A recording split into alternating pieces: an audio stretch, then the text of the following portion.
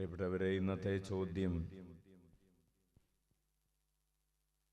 നീ ഒരാളെ സന്ദർശിക്കുമ്പോൾ അയാൾക്ക് എന്ത് കിട്ടും?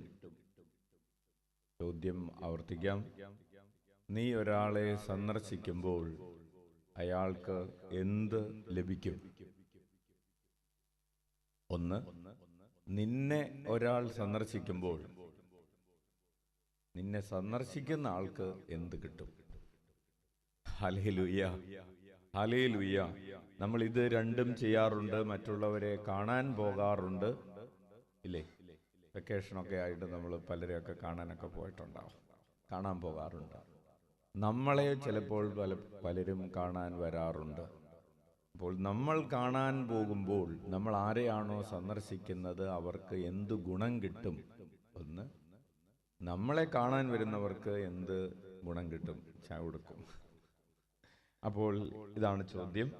ചോദ്യത്തിന്റെ പശ്ചാത്തലം, ഇന്ന് മെയ് മാസം 31-ാം തീയതി തിരുസഭ പരിശുദ്ധ അമ്മയുടെ സന്ദർശന തിരുനാൾ ആഘോഷിക്കുന്ന ദിവസമാണ്. ഹല്ലേലൂയ. അതായത് പരിശുദ്ധ അമ്മ എലിസബത്തിനെ സന്ദർശിച്ച ആ ഒരു സംഭവത്തിന്റെ തിരുനാൾ, അതൊരു തിരുനാളായി മാറി എന്നുള്ളതാണ്. നമ്മൾ പലരെയൊക്കെ കാണാൻ പോയിട്ടൊന്നും തിരുനാളായിട്ട് മാറുന്നില്ല, തിരുനാളായിട്ട് മാറി. അതിൻ്റെ പിറകിൽ എന്തുകൊണ്ടാണ് അതൊരു തിരുനാളായി മാറിയത്, ഓർമ്മയായി മാറിയത്, ആഘോഷമായി മാറിയത്? പരിശുദ്ധ അമ്മ ആരെയാണോ സന്ദർശിച്ചത് അവർക്ക് എന്താണ് കിട്ടിയത്? പരിശുദ്ധാത്മാവിനാൽ എലിസബത്ത് നിറഞ്ഞു.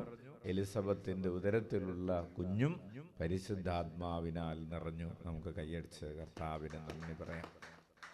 അപ്പോൾ നമുക്ക് ഇന്ന് ഇപ്രകാരം ഒരു ആഗ്രഹമുണ്ടാകട്ടെ. നമ്മൾ ആരെയെങ്കിലുമൊക്കെ സന്ദർശിക്കുമ്പോൾ, നമ്മൾ ആരെയെങ്കിലും കാണാൻ പോകുമ്പോൾ അവർക്ക് നമ്മൾ എന്ത് കൊണ്ടുപോയി കൊടുക്കണം? കാണാൻ പോകുമ്പോൾ നമ്മൾ ആലോചിക്കാറുണ്ട് എന്താണ് കൊണ്ടുപോകേണ്ടതെന്ന്. പരിശുദ്ധാത്മാവിൻ്റെ സാന്നിധ്യം, നിറവ് നമ്മൾ ആരെയാണോ കണ്ടുമുട്ടുന്നത് അയാൾക്കുണ്ടാകുന്നതിന് വേണ്ടി നമുക്ക് പ്രാർത്ഥിക്കാം. നമുക്കിങ്ങനെ പ്രാർത്ഥിക്കാം: ഈശോയെ, ഞാൻ സന്ദർശിക്കുന്ന വ്യക്തികൾ പരിശുദ്ധാത്മാവിനാൽ നിറയപ്പെടാൻ ഇടവരുത്തണമേ. ഹല്ലേലൂയ. പ്രിയപ്പെട്ടവർ, അതൊന്നാം ഘട്ടമാണ്. മറിയം എലിസബത്തിനെ സന്ദർശിച്ചു. എലിസബത്ത് പരിശുദ്ധാത്മാവിനാൽ നിറഞ്ഞു. ഇനി എലിസബത്തിന്റെ അടുത്തേക്ക് മറിയം വന്നു. അപ്പോൾ മറിയത്തിന് എന്തുണ്ടായി? മറിയത്തിന്റെ ഉള്ളിലുള്ള ആത്മചൈതന്യം ഇരട്ടിയായി വർദ്ധിച്ചു എന്നുള്ളതാണ്. അതുകൊണ്ടാണ് എലിസബത്തിന്റെ അടുത്ത് ചെല്ലുമ്പോൾ മറിയത്തിന്റെ അധരം നിറയെ സ്തോത്രഗീതമുണ്ടാകുന്നത്. Hallelujah, hallelujah. അപ്പോൾ നമ്മുടെ അടുത്ത് വരുന്നവർ മടങ്ങിപ്പോകേണ്ടത് സ്തോത്രഗീതവുമായിട്ടാണ്.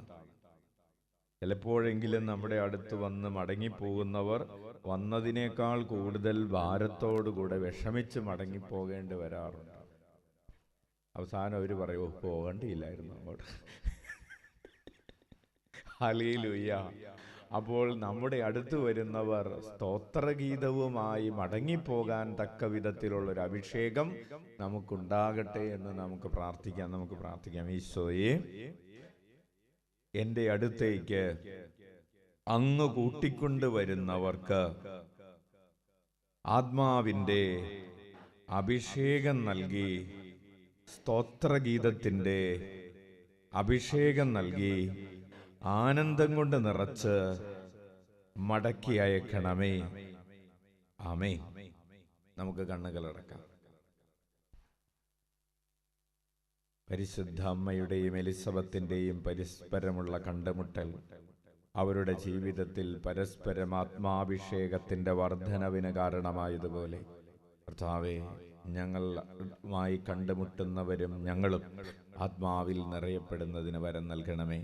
അപ്രകാരമുള്ള സാഹചര്യങ്ങൾ ഞങ്ങൾ വേണ്ട വിധത്തിൽ ഉപയോഗിക്കാതെ പോയതിനെ ഓർത്ത്, ഞങ്ങളുടെ അടുക്കിലേക്ക് വന്നവരെ മുറിവുകളുമായി ഞങ്ങൾ മടക്കി അയച്ചിട്ടുള്ളതിനെ ഓർത്ത്, മറ്റുള്ളവരിൽ ആത്മാവിനെ, പരിശുദ്ധാത്മാവിനെ നിറയ്ക്കുന്നതിന് പകരം ലോകത്തിന്റെ അരൂപിയെ നിറച്ചതിനെ ഓർത്ത് ഞങ്ങൾ അനുതപിക്കുന്നു. നമുക്ക് കരങ്ങൾ ഉയർത്തി 21 പ്രാവശ്യം യേശുനാമം വിളിച്ച് പാപപരിഹാരം ചെയ്യാം. ഈശോയേ,